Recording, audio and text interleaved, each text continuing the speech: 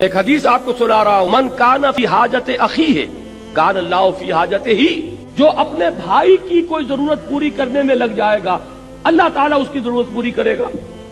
یہ تو ہے انسانوں کے درمیان کہ میں آپ کی کوئی ضرورت پوری کر رہا ہوں، اللہ تعالیٰ میری ضرورت پوری کرے گا۔ آپ میری کوئی ضرورت پوری کر رہے ہیں، اللہ تعالیٰ آپ کی ضرورت پوری کرے گا۔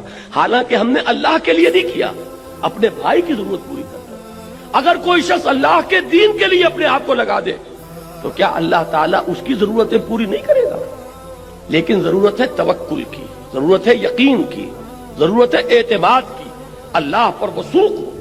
اچھا یہ بھی جان لیجئے یہ وثوق پیدا کب ہوتا ہے؟ اگر آپ اپنے دل میں جھانکیں گے اور یہ محسوس کریں گے کہ آپ کا تعلق اللہ کے ساتھ مخلصانہ ہے تو یقین کا ہوگا آپ کو کہ اللہ میرا ساتھ کبھی نہیں چھوڑے گا۔ لیکن اگر آپ جھانکیں اپنے دل میں اور دل آپ کو الٹا جواب دے کہ تم دھوکے باز ہو، تم فراڈ کر رہے ہو، تم نے سارا دینداری کا لبادہ جو ہے لوگوں کو دکھانے کے لیے پہنا ہوا ہے، تمہاری اصل حقیقت کچھ اور ہے، تو آپ کو کبھی یقین نہیں ہو سکتا کہ اللہ آپ کی امداد کرے گا۔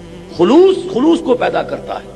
اگر اللہ کے ساتھ خلوص ہے تو اللہ کا بھی تمہارے ساتھ خلوص ہوگا۔ اگر تم دل گواہی دے کہ تم نے اللہ کے ساتھ اخلاص کا معاملہ کیا ہے تو دل کو یہ یقین ہوگا کہ اللہ تعالیٰ بھی تمہارا ساتھ کبھی نہیں چھوڑے گا۔ کوئی شریف انسان بھی ایسے انسان کو کبھی نہیں چھوڑتا جس کا اس کے ساتھ ایک مخلصانہ تعلق ہو۔ تو ذرا تصور تو کرو کہ اللہ تعالیٰ کیسے چھوڑ دے گا اپنے اس بندے کو؟